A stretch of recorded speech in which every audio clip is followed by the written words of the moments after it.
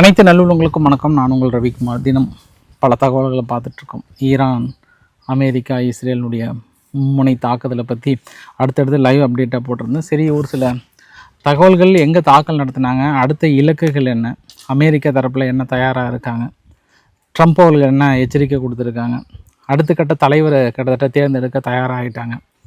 இங்கே காஷ்மீரில் பயங்கரமான ஒரு போராட்டம் நடந்திருக்கிறது.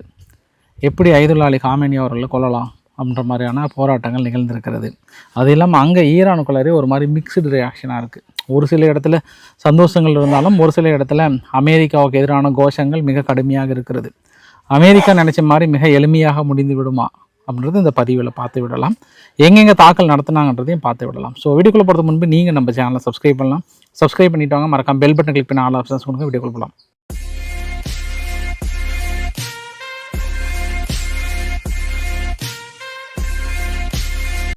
முதல் நான் வரைபடத்தோடு எக்ஸ்பிளைன் பண்ண விரும்புகிறேன். ரொம்ப நாள் ஆச்சு இந்த லைவ் போட்டதுலேருந்து. கிட்டத்தட்ட இஸ்ரேல் என்ன கிளைம் பண்ணாங்க அப்படின்னாங்கன்னா, 200 போர் விமானங்கள் மூலமாக 500 டார்கெட்டை நாங்கள் அடித்தோம். அந்த 500 டார்கெட்டுமே ஈரானுடைய ஆயுத குடோன்கள், இராணுவ ஃபெசிலிட்டிஸ் இருக்கக்கூடிய பகுதி, ஐஆர்ஜிசியினுடைய ஹெட் குவார்ட்டர்ஸ், மீது சுற்றி இருக்கக்கூடிய இடங்களை கம்ப்ளீட்டாக வான்தடுப்பு சாதனங்கள்லாம் எங்கெங்கே இருக்கோ அதை எல்லா இடத்துலையும் தாக்கல் நடத்தணும். இந்த டேப்ரிஸில் தொடங்கி கீழே வரைக்குமே செபகர், கனரக் போன்ற பகுதி வரைக்குமே தாக்கல் நிகழ்த்தியிருந்தாங்க அப்படின்னு ஒரு கூடுதல் தகவலாக சொல்ல முடியும் நம்ம. ஸோ இதில் பஷீரர், செபகர் போர்ட், குறிப்பாக செபகர் போர்ட்டு முதல் நாளே தாக்கல் நடத்தினாங்க. ஃபஸ்ட்டு ஒரு 18 தான் நடத்தினாங்க. இப்போ பார்த்தோம் அப்படின்னா கிட்டத்தட்ட ஒரு 500க்கும் மேற்பட்ட இலக்குகள் நேற்று இரவு வரைக்குமே தாக்கலில் தொடுத்தாங்க. இஸ்ரேல் கிளைம் பண்ணபடி இது வரைக்கும் இவ்வளோ பேர் இறந்துருப்பாங்கன்ற லிஸ்ட்டில் பார்த்தோம் அப்படின்னா, அதாவது மெயின் தலைவர்கள் ஐதுல்லா அலி காமேனி அவர்களுடைய தலைமையை கீழே இருக்கக்கூடிய முக்கியமான தலைவரோட list, chief of staff of supreme leader, அப்போ அவரோட சன்னு பையன் இறந்து போயிட்டாங்க. அப்புறம் ஸ்பெஷல் இன்வெஸ்டிகேஷனுடைய ப்ரூஹ் அவரு இறந்து போயிட்டார். மிலிட்டரி அட்வைசர் இறந்து போயிட்டாங்க.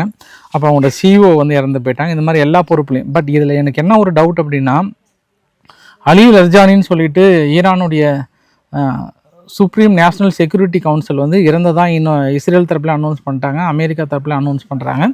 ஆனால் எனக்கு அவரோட பேட்டி இன்னும் வந்துகிட்டே இருக்குது. இன்றைக்கி காலையில் கூட ஒரு சில சேனலில் அவர் உயிரோடு இருக்கிற மாதிரி சொல்லிகிட்டு இருக்காங்க. எனக்கு அது மட்டும்தான் கான்ட்ராவர்சியாக இருக்குது.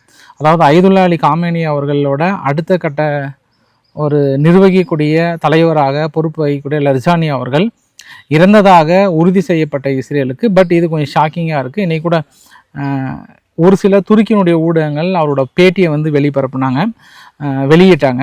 மேபி அது என்ன விதமான தொடர்பு, நாங்கள் அடுத்த கட்ட தலைவரை தேர்ந்தெடுக்க போகிறோம். அவர் இருக்கும்போதே சொன்னார், என்னை நம்பி இல்லை ஈரான், நான் போனால் இன்னும் பல பேர் அந்த இடத்துக்கு வருவாங்க, ஆனால் அமெரிக்கா மட்டும் விட்டு கொடுத்தக்கூடாதுன்ற மாதிரியான அட்வைஸ்லாம் கொடுத்ததாக வெளியிட்டார். இன்னும் புகைப்படங்கள் வாஷிங்டன் போஸ்ட் போன்ற புகைப்படங்கள்லாம் நீங்கள் பார்க்குறீங்கல்ல, பிஃபோர் ஆஃப்டர். அவர் தங்கியிருந்த கட்டிடம், அதாவது அவர் ஃபேமிலியோடு தங்கி இருக்கும்போது ஐதுல்லா அலி காமேனி அவருடைய மகன், மருமகள், குழந்தை, பேர குழந்தைகள், அவர் சார்ந்த அடுத்த ஒரு வாரிசே இல்லாத அளவுக்கு அப்படி ஒரு அந்த ஜென்ரேஷனே முழுமையாக அழிச்சிட்டாங்க. அந்த குழந்தைகள் உட்பட அந்த வீட்டில் வேலை செஞ்சவங்கலேருந்து கம்ப்ளீட்டாக இறந்து போயிருக்காங்கன்னு சொல்லியிருக்காங்க. இந்த இடத்துல மட்டும் பர்டிகுலராக 10 to 20 பங்கர் பஸ்டர் யூஸ் பண்ணியிருக்காங்க. ஏன்னா அந்த புகைப்படங்களை பார்க்கும்போதே உங்களுக்கு தெரியுது. இஸ்ரேலினுடைய ஐடிஎஃப் குறிப்பாக இதுக்குன்னு ஒரு பொறுப்பேற்றுக்கிறார்ல, அவர் என்ன சொல்லியிருக்காங்கன்னா, இது எங்களுடைய மேஜர் ஆப்ரேஷன். அவங்க தரப்பில் இருக்கக்கூடிய சீனியர் ஈரானுடைய ஆஃபீஸர்ஸ் கிட்டத்தட்ட 40க்கும் மேற்பட்ட சீனியர் ஈரான் ஆஃபீஷியல்ஸ் ஒரு மிகப்பெரிய ஒரு கூட்டத்தில் இருக்கும்போது நடத்தப்பட்ட ஒரு தாக்குதல் அப்படின்னு சொல்லியிருந்தாங்க. அதனால் ஈரானுடைய அடுத்த கட்ட தளபதியாக, அதாவது ஈரானுடைய புரட்சிகர காவல் படையினுடைய புதிய தளபதியாக ஜெனரல் அகமது வஹிதி அவர்களை நியமனம் பண்ணியிருக்காங்க. ஸோ முகமது பாக்பூர் அவர்கள் கொல்லப்பட்ட நிலையில் புதிய தலைவர்களை தேர்ந்தெடுத்திருக்காங்க. அடுத்த 14 அமெரிக்கானுடைய தளங்களை குறி வைத்து தாக்கல் நடத்துவோம்னு பதவியேற்ற உடனே அவர் சத்திய பிரமாணம் ஏற்றுக்கிட்டார். தொடர்ந்து இனி அமெரிக்கா நிலைகள் மட்டும் இல்லை, இனி அமெரிக்காவுக்கு சொந்தமான ஒரு நிறுவனங்கள் கூட இனி பிரித்து மேய போகிற மாதிரியான எச்சரிக்கைகள் கொடுத்துருக்காங்க. பட் நம்ம என்ன புரிந்து கொள்ள முடிகிறது அப்படின்னா, ஈரானுக்குள்ளாரியே இஸ்ஃபஹான் போன்ற பகுதியெல்லாம் ஐதுல்லா அலி காமேனி அவர்கள் இறந்த உடனே அந்த சந்தோஷத்தை பார்க்க முடிஞ்சது. உடனே கொஞ்ச நேரத்திலே ஐஆர்ஜிசி என்ன பண்ணாங்க, கன்று தூக்கிட்டு வானத்தை நோக்கி சுட ஆரம்பித்த உடனே அந்த குரூப்பெல்லாம் கொஞ்சம் அதாவது சந்தோஷத்தை வெளிப்படுத்தின குரூப்லாம் அப்படியே கொஞ்சம் ஓடி போயிட்டாங்க. அப்புறம் இன்னொரு குரூப் பார்த்தோம் அப்படின்னா அமெரிக்காவுக்கு எதிரான குரூப், பெரிய அளவுக்கு திரண்டு டெத் டு அமெரிக்கா, அமெரிக்காவை பழிவாங்கியே ஆக வேண்டும், இஸ்ரேலை பழிவாங்கியே ஆக வேண்டும், நிச்சயம் நாம் வந்து பின்வாங்கக்கூடாதுன்ற மாதிரியான பெரிய அளவுக்கான சூழலை உரைக்கிறாங்க. இங்கே நம்ம காஷ்மீரில் பார்த்தோம் அப்படின்னா ஃபஸ்ட்டு அமைதியாக தான் போராடினாங்க. அதுக்கப்புறம் திடீர்னு உள்ளே புகுந்து பொது சொத்துக்கள்லாம் சேதம் பண்ணலாம் ஆரம்பிச்சிட்டாங்க. போராடுங்க பாஸ், அமைதியாக போராடுங்க, எதிர்ப்பு தெரிவிக்கலாம். பொது சொத்துக்களை சேதாரம் பண்ணுற மாதிரி ஒரு ஆசை இருந்ததுன்னா அமெரிக்காவுக்கு டிக்கெட் வாங்கிட்டு போயிட்டு அங்கே அமெரிக்காவோட சொத்துக்களை சேதப்படுத்துங்க, ஏன்னா அவங்க தான் அடிச்சது. அப்படின்னா இஸ்ரேலுக்கு ஃப்ரீ தான் அமெரிக்கா எங்கள் இந்தியாவிலேருந்து போகிறதுக்கு. இஸ்ரேலுக்கு ஒரு டிக்கெட்டை போட்டு அங்கே போயிட்டு இஸ்ரேலோட பொது சொத்துக்கள்லாம் முடிஞ்ச அளவுக்கு வந்து சேதாரம் பண்ணுங்க, ஒன்றும் பிரச்சனை இல்லை. ஏன்னா போராட்டம் பண்ணுவதற்கு, எதிர்ப்பு தெரிவிப்பதற்கு அனைவருக்கும் உரிமை உண்டு. ஆனால் இங்கே நின்று இங்கே இருக்கக்கூடிய சேதாரப்படுத்துவது, அடித்து உடைக்கிறது, அது கரெக்ட் இல்லைல்ல. ஏன்னா இதை இந்தியா நடத்திச்சது அந்த தாக்குதல் அப்படின்ற இன்னொரு ஆங்கிள்லையும் பார்க்க வேண்டிய ஒரு தருணம் கூட. எனியோ அயதுல்லா அலி காமினி அவர்களுடைய இறப்பு சுற்றி எல்லாருக்கூடிய அவங்க ஆதரவாளர்கள் தரப்பில் மிகப்பெரிய ஒரு அதிர்வலையை ஏற்படுத்தியிருக்கிறது. ஹவுதிக்கள் இன்னைக்கு மதியத்துக்கு மேலே இருந்து நாங்கள் களத்தில் இறங்க போகிறோன்னு சொல்லியிருக்காங்க. ஈராக்கில் இருக்கக்கூடிய மொத்தம் ஒரு 7 குரூப்ஸ் எல்லாம் ஒன்று சேர்ந்து இனி நாங்கள் பிரித்து மேய போகிறோம், விறகு பொழக்கிற மாதிரி பொழக்க போகிறோன்ற மாதிரியான அறிவிப்பெல்லாம் கொடுத்துருக்காங்க. அங்கே ஈரானுடைய புதிய லீடர், பார்லிமெண்ட்டுடைய லீடர் என்ன சொல்லியிருக்காங்கன்னா, முகமது பஹார் அவர்கள் என்ன சொல்லியிருக்காருன்னா, புதுசாக பொறுப்பேற்றுக்கிட்ட அவர் வந்து இனி அமெரிக்கா வந்து நிம்மதியாக தூங்காது, நாங்கள் அடிக்கிற அடியில் ஒவ்வொன்றும் பெயின்ஃபுல்லாக இருக்க போகுது, இனி நாங்கள் யாருன்னு பார்க்க போகிறோம், நீங்கள் வந்து எங்களை கெஞ்ச சொல்கிறீங்களா, யாருக்கு கெஞ்சறது, யாருக்கு யார் என்ன அது பேர் என்ன மன்னிப்பு கொடுப்பதுன்னு இதுக்கப்புறம் தான் தெரியுன்ற மாதிரிலாம் பயங்கரமாக சொன்னாங்களா. உடனே ட்ரம்ப் அவர்கள் பதில் அறிக்கையில் அவருடைய ஸ்பீச்சை மேற்கோள் காட்டி வந்து, நீங்கள் சரியான ஆளாக இருந்தால் அடித்து பாருங்கள், அடிச்சிங்க அப்படின்னா நெவர் பீன் சீன் பிஃபோர், இதற்கு முன்பு பார்க்காத பதில் தாக்குதல் நடத்த முடியும், ஈரானை அழித்து விடுவோம், ஒரே ஒரு இறுதி எச்சரிக்கை, மன்னிப்பு கொடுக்க தயாராக இருக்கிறோம், மன்னித்து விடுகள் தயாராக இருக்கிறோம், அப்படி இல்லை என்றால் உயிரை எடுக்கவும் தயாராக இருக்கிறோம், நீங்கள் எதுன்னு சூஸ் பண்ணிக்கோங்க அப்படின்ற மாதிரியான எச்சரிக்கை. அதாவது சரணடைந்தால் மன்னிப்பு உண்டு, தாமதித்தால் மரணம் அப்படின்ற ஒரு வார்த்தையை சொல்கிறார். தொடர்ந்து மத்திய கிழக்கு பகுதியில் தாக்குதல் ஏதாவது அதிகம் பண்ணிகிட்டே இருந்தீங்க அப்படின்னா இன்னும் தாக்குதல் மிக கொடுமையாக இருக்குன்ற மாதிரியான இறுதி எச்சரிக்கையுமே வந்து கொடுத்துருக்காங்க. நிறைய ஈரானுடைய நியூஸ் சேனல்லாம் பார்த்தோம் அப்படின்னா லைவ்லேயே ஒரு மாதிரி கதறி அழ ஆரம்பிச்சிட்டாங்க அவர் வந்து இறந்தது. அங்கே இருக்கக்கூடிய மக்களும் நம்ம எப்படின்னா ஒரு மிக்சடு ரியாக்ஷன். இப்போ ஈரான், இன்னும் ஒரு சில நாடுகள்லாம் ஈரான்ற பாருங்க, லண்டன், இஸ்ரேல், ஆஸ்திரேலியா, இன்னும் ஒரு சில நாடுகளில் ஆதரவும் இருக்கிறது, எதிர்ப்பும் இருக்கிறது என்பதும் ஒரு கூடுதல் தகவலாக பார்க்க முடியும். இது அயதுல்லா அலி காமினி அவர்களுடைய இறப்பும் அதை சார்ந்த நிகழ்வுகளும் இருக்கிறது. இறுதியாக என்ன சொல்ல வராங்கன்னா, ஈரான் தாக்குதல் நிறுத்திட்டாங்கன்னா கொஞ்சம் பரிசீலனை பண்ணுறோம், இன்னும் அடித்தாங்கன்னா மிக மோசமாக இருக்குன்றாங்க. இப்போ நான் கேள்விப்பட்டேன், இன்றைக்கி இரவு B2 ஸ்ட்ராட்டஜிக் பாம்பர்ஸ் வந்து கையில் தூக்குறாங்க. அதாவது அணு உலைகள் இருக்கக்கூடிய பகுதியை மண்ணோடு மண்ணாக்குவதற்கான திட்டங்களில் இறங்கியிருப்பதாக கேள்விப்பட்டேன். இஸ்ரேலினுடைய பிரதமர் பெஞ்சமின் நெதன்யாகு அவர்கள் என்ன சொல்கிறாருன்னா, ஈரான் வீழ்ச்சியோடும் வரை ஆயுதங்கள் எங்களிடம் தயாராக இருக்கிறது, அதுவரை எங்களோடது தாக்குதல் தொடரும். இது ஒரு நீண்ட நெடிய ஒரு திட்டம், ஷார்ட் பீரியடில் இல்லை அப்படின்றதையும் சொல்லியிருக்காங்க. இதில் என்ன எல்லாத்துக்கும் ஒரு டவுட்னா, ஈரானுடைய முன்னாள் பிரசிடெண்ட் அகமது ரெஜான்னு சொல்லிட்டு அவரோட பேட்டி வந்து இன்றைக்கி பயங்கரமாக வைரலாக இருந்தது. மொசாத்தினுடைய சூழ்நிலையை பற்றி நீங்கள் எப்படி சொல்ல வரீங்க அப்படின்னும் போது, மொசாத்தை ஒழிப்பதற்காக ஒரு ஸ்பெஷல் டீம் ஒன்று அரேஞ்ச் பண்ணாங்களாம். மொசாத்தை ஃபுல்லாக எலிமினேட் பண்ணுறது, அவங்க யாருன்னு கண்டுபிடிக்கிறதுக்காக ஒரு ஸ்பெஷல் டீம் ஒன்று அரேஞ்ச் பண்ணாங்களாம். அப்புறம் அந்த ஸ்பெஷல் டீமு ஒரு 3 வருஷத்துக்கு அப்புறம் எல்லாம் தெரிஞ்சதான் அந்த ஸ்பெஷல் டீமினுடைய தலைவர் உட்பட 20 பேரே மொசாட் ஏஜெண்ட்டாக மாறிட்டாங்களாம். இந்த மாதிரி ஈரானில் இருக்கிற சூழ்நிலைகள் வந்து ரொம்ப மோசமாக இருக்குன்ற பேட்டி இன்றைக்கி வைரலாக இருக்குது. இதையே நான் சொல்கிறேன் அப்படின்னா, அதாவது இஸ்ரேல் வந்து காத்திருந்து ரொம்ப துல்லியமாக தாக்கல் நிகழ்த்தியிருக்காங்கன்னா அங்கே இருக்கக்கூடிய தகவல்கள் கிடைக்காமலாம் தாக்கல் நடத்தலை.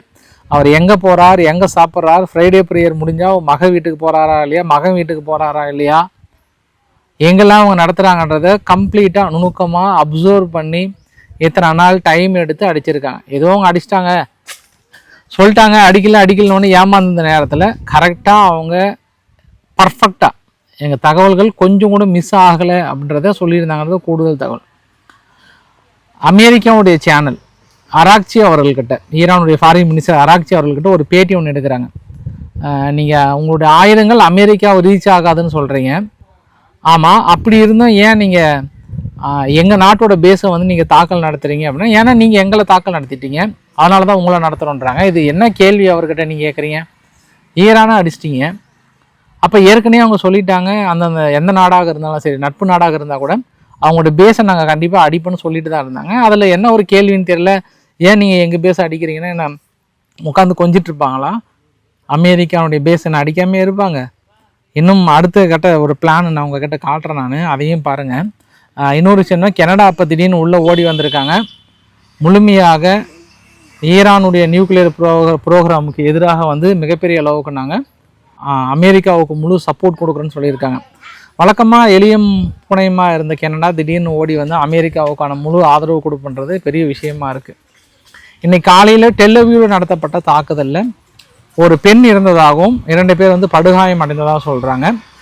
பங்கர், அதாவது இந்த பங்கர் பஸ்டரில் இந்த அடியில் இருக்குல்ல, அது பேர் என்ன சொல்லுவாங்க, அந்த தாக்கல் நடத்தும் போது எல்லாம் போயிட்டு பதுங்கு குழியெல்லாம் இருப்பாங்கல்ல, அங்கேயே மருத்துவமனை அமைக்கப்பட்டு அங்கேயே பெரிய அளவுக்கான சிகிச்சைகளும் கொடுக்கப்படுகிறது. இது வந்து நேற்று 28ஆம் தேதி மதியம் வரைக்கும், மதியம்னா ஒரு 4 மணி வரைக்கும் கிடைச்ச தகவலின் அடிப்படையில் உங்களுக்கு சொல்கிறேன் நான். மொத்தமாக 4 இடத்துல டெல்லவியூவில் ஒரு தாக்குதல், அஸ்கலானில் ஒரு இன்சிடென்ட் நடந்திருக்கு. டெல்லவியூவில் பஸ்ஸெல்லாம் பெரிய நிறுத்தியிருந்தாங்க, அந்த இடத்துல எரிஞ்சிருக்கு. எய்ஃபான்ற பகுதியில் பெருசாக இல்லை, அந்த சுட்டு விழுந்துன்றாங்க, ஆனால் அந்த இடத்துல புகை வந்து தெரிந்தது. அதாவது இஸ்ரேலுடைய சப்மரைன் பக்கத்தில் எய்ஃபான்ற பகுதியில் இன்னொரு இடத்துல ஒரு லைட்டான ஒரு தாக்கல் நிகழ்த்தப்பட்டதாக வந்து சொல்கிறாங்க. ஸோ இது இல்லாமல் இன்றைக்கி காலையில் பார்த்தோம் அப்படின்னா டெல்லவியூவில் இன்னும் ஒரு 2 இன்சிடென்ட் பார்க்க முடிஞ்சது. அதுக்கான வீடியோ பதிவில் நான் உங்கள் பக்கத்தில் சப்மிட் பண்ணுறேன். அதிகமான அளவுக்கு பாதிக்கப்பட்டது பக்ரைன் தான்.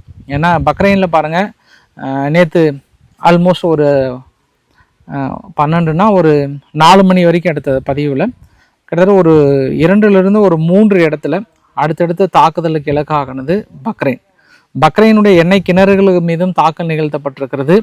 ஸோ நேற்று நடத்திய தாக்குதலில் துபாயை விட மற்ற இடங்களை விட இந்த பர்டிகுலர் பிளேஸில் தான் அதிகமான அளவுக்கான ஒரு தாக்குதல் நிகழ்த்தியிருக்கிறாங்கன்றது ஒரு கூடுதல் தகவல். அதாவது யுஏஇக்கு மேலே இருக்கக்கூடிய பக்ரைனில். இன்னொரு விஷயம் என்னென்னா, உங்களுக்கு நான் தாக்கல் நடத்தின மாதிரி சொல்லியிருந்தேன். நான் ஆக்சுவலாக ஒரு சின்ன கரெக்ஷன் இருக்குது. இது வந்து தாக்கல் நடத்தலை, அடுத்து ஃப்யூச்சரில் எங்களுடைய இலக்குகள் கண்டிப்பாக இருக்குன்னு சொல்லிட்டு அமெரிக்கா இப்போ அவசரமாக அங்கே இருக்கக்கூடிய எண்ணெய் கிணறுகள் எல்லாமே வந்து தயார் நிலையில் இருக்க சொல்கிறாங்க. அதாவது ஈராக்கில் இருக்கக்கூடிய அமெரிக்காவை சார்ந்த 3 எண்ணெய் கிணறுகளும், குவைத்தில் இருக்கக்கூடிய எண்ணெய் கிணறுகளும், சவுதி, கத்தார், யுஏஇ இந்த எண்ணெய் கிணறுகளுக்கெல்லாம் வந்து மிகப்பெரிய அளவுக்கான டார்கெட் வைப்பதற்கான வாய்ப்புகள் இருக்குதுன்னு சொல்லிட்டு அவசர கால அடிப்படையில் அங்கே நிறுத்தியிருக்காங்க. அதனால தான் அமெரிக்கா என்ன சொல்கிறாங்கன்னா, இதுக்கப்புறமும் தாக்கல் தொடர்ந்ததுன்னா என்னோட அடி வந்து கடுமையாக இருக்குன்னு சொல்லியிருக்காங்க. இன்றைக்கி ஈராக்கில் இருக்கக்கூடிய சராயா அப்படின்ற ஒரு பேஸில், அமெரிக்கா எர்பில் அப்படின்ற அமெரிக்கன் பேஸில் திடீர்னு ஒரு தாக்குதல் பற்றி எரிஞ்சிட்ருக்கு. யார் கிளைம் பண்ணதுன்னா ஈரான் கிளைம் பண்ணல. அங்கே ஈராக்கில் இருக்கக்கூடிய ஒரு ஃப்ராக்ஷன் குரூப்ஸ், அந்த குரூப் என்ன சொல்கிறாங்கன்னா, இதுக்கப்புறம் எங்கள் தலைவரே போனதுக்கப்புறம் நாங்கள் எல்லாருடைய நிலைகளும் அடிப்போம் அப்படின்னு சொல்லிட்டு ஈராக்கில் இருக்கக்கூடிய எர்பிலினுடைய அமெரிக்க நிலைகள் மீது தாக்கல் நிகழ்த்தியிருக்காங்க அப்படின்றதும் ஒரு கூடுதல் நிகழ்வாக சொல்ல முடியும். நம்ம இதில் அடிஷ்னலாக நம்ம என்னென்னா, தோஹா வந்து நேற்று இரவு 7:30 மணிக்கும் தாக்கல் நிகழ்த்தினாங்க. அதுக்கப்புறம் இன்றைக்கி காலையிலையும் தாக்கல் நிகழ்த்தியிருக்காங்க. அப்புறம் துபாயினுடைய இன்டர்நேஷ்னல் ஏர்போர்ட் ஃபஸ்ட்டு ஒரு ட்ரோன் தாக்கல் நிகழ்த்தினாங்க. அதுக்கப்புறம் என்னாச்சுன்னா இன்றைக்கி அதிகாலையில் ஒரு தாக்குதல். இது வரைக்கும் 3லிருந்து 4 தாக்கல் நிகழ்த்தியிருக்காங்க. நிறைய பேர் வந்து துபாய் விமான நிலையத்திலும் மற்ற கத்தார் போன்ற விமான நிலையங்களிலும் இங்கே இருக்கக்கூடிய இந்தியர்கள் நிறைய பேர் வந்து மாட்டியிருப்பதாக சொல்கிறாங்க. வர முடியலைன்ற மாதிரியான சூழ்நிலை. தொடர்ந்து எச்சரிக்கை கொடுத்துட்டே இருக்கிறாங்க, கண்டிப்பாக தாக்கல் நடத்துன்ற மாதிரி சொல்லியிருக்காங்க. கத்தார் மீறி மற்ற நாடுகள்லாம் என்ன சொல்கிறாங்கன்னா, அதிகாரத்தையும் மீறி பொதுமக்கள் தங்கி இருக்கக்கூடிய இடங்களில் தாக்கல் நடத்துகிறாங்க, இதை எங்களால் ஏற்றுக்கொள்ள முடியாதுன்ற மாதிரியான ஒரு எச்சரிக்கையுமே வந்து கொடுத்துருக்காங்க. நேற்று ஐநாவில் என்ன தீர்மானம் கொண்டு வந்திருக்காங்க அப்படின்னாங்கன்னா, இந்த போரை உடனடியாக நிறுத்த வேண்டும் அப்படின்னு சொல்லிட்டு கடுமையான ஒரு எச்சரிக்கைகள் கொடுத்துருக்காங்க. பட் யாருக்கு யார் எச்சரிக்கை கொடுக்குறாங்கன்னு எனக்கு தெரியல. ஸோ நம்ம பார்க்கலாம், நம்ம எந்த அளவுக்கு நிறுத்த போகிறாங்க அப்படின்னு தெரியல. ஏன்னா இது வரைக்கும் ஐநாவில் சக்ஸஸ்ஃபுல்லாக எந்த தீர்மானமும் நிறைவேற்றினதில்லை. இருந்தாலும் நேற்று அவசர கால அடிப்படையில் ஒரு தீர்மானத்தை கொண்டு வந்திருக்காங்க. அது வழக்கமாக பாஸ் இப்போ இந்த நம்ம ஊர் நாட்டாமையோட அந்த பவர் எந்த அளவுக்கு கம்மியாக இருக்குன்றது ஊர் உலகத்துக்கே தெரிஞ்சது தான். அமெரிக்கா இந்த ஒரு வீடியோ பதிவை வந்து சென்காம் வெளியிட்டிருக்காங்க. எங்களுடைய HIMARS ATACMS மிசைல்ஸ் வந்து எந்த அளவுக்கு வேலை செஞ்சுதுன்ற மாதிரி வந்து சொல்லியிருக்காங்க. இது கூடுதல் தகவலாக சொல்ல முடியும். இதுவரை IRGC என்ன கிளைம் பண்ணியிருக்காங்கன்னா, இது வரைக்கும் 27 அமெரிக்காவுடைய பேஸை வந்து நாங்கள் தாக்கல் நடத்தியிருக்கோம், டெல்லவியூவை தாக்கல் நடத்தியிருக்கோம், டெல்நோஃப் ஏர்பேஸை வந்து தாக்கல் நடத்தியிருக்கோம். எல்லாமே வந்து கிட்டத்தட்ட ஆல்மோஸ்ட் மிகப்பெரிய அளவுக்கு சக்ஸஸ்ன்ற மாதிரி தான் சொல்லியிருக்காங்க. நாளைக்கு சண்டே இன்னைக்கு நைட் இருந்து தாக்குதல் இன்னும் அதிகமாக கூடுன்ற மாதிரி வந்து சொல்லியிருக்காங்க. சென்னையிலிருந்து கிளம்பக்கூடிய விமானங்கள் கிட்டத்தட்ட 31க்கு மேலே ரத்து பண்ணிட்டாங்க. அடுத்தடுத்து Oman airlines, Air Arabia, Emirates airlines போன்ற விமானங்கள்லாம் வந்து அடுத்தடுத்து ஆல்மோஸ்ட் தடை வீச்சிருக்காங்கன்றது கூடுதல் தகவலாக சொல்ல முடியும். இந்த வீடியோவோட இறுதி பதிவில் கிளைமேக்ஸில் இப்போ தான் அந்த ஸ்டேட் ஆஃப் ஆர்ம்ஸ் பகுதியை க்ளோஸ் பண்ணிட்டாங்க. இதுக்கப்புறம் வரதுக்கு வாய்ப்பு இல்லை. எண்ணெய் விலை கடுமையாக விலை ஏறும். உடனே பாகிஸ்தான் இப்போ தான் அவங்க செல்ஃபி பாய்ஸ், அணுகுண்டு பாய்ஸ் பயங்கரமான யுத்தம் போயிட்டுருக்கு. அந்த யுத்தத்தின் காரணமாக நேற்று ஒரே நாளில் 5 ரூபாய் ஏற்றிருக்காங்க. அதாவது ஹை ஸ்பீடு டீசலுக்கு 5 ரூபாயும், மோட்டார் ஸ்பிரிட்டுக்கு வந்து 8 ரூபாயும் வந்து ஏற்றிருக்காங்களாம். இன்னும் ஒரு மாதத்துக்கு அப்புறம் என்ன ஆக போதோ தெரியல. அதாவது இந்த ஸ்டேட் ஆஃப் ஆர்ம்ஸ் பகுதியில் வராமல் இருக்கிற இழப்பே அடுத்தடுத்து என்ன விலையேற்றம் வரப்போகுதுன்னு தெரியல. இந்த சூழ்நிலையில் அணுகுண்டு பாய்ஸும் செல்ஃபி பாய்ஸும் போர் புரிவது என்பது பெரிய அளவுக்கான பொருளாதார சிக்கலை ஏற்படுத்திவிடும் ஒவ்வொரு நாடுகளுக்கும். செல்ஃபி பாய்ஸும் அணுகுண்டு பாய்ஸும் போர் தாக்குதல் வேறு நடந்துட்டு இருக்கு இல்லையா, அது இன்னும் மோசமாக பாதிக்கும் பாகிஸ்தானை. பார்க்கலாம் பொறுத்திருந்து. இன்னும் அடுத்த அப்டேட் உங்களுக்கு ரவிக்குமார் RK சேனலில் உங்களோட இணைகிறேன். ஸோ பிடிச்சிருந்தா லைக் பண்ணுங்கள், ஃப்ரெண்ட்ஸுக்கு ஷேர் பண்ணுங்கள், சப்ஸ்கிரைப் பண்ணுங்கள். ரவிக்குமார் RK சேனலில் சோமு சேனல். நன்றி, வணக்கம்.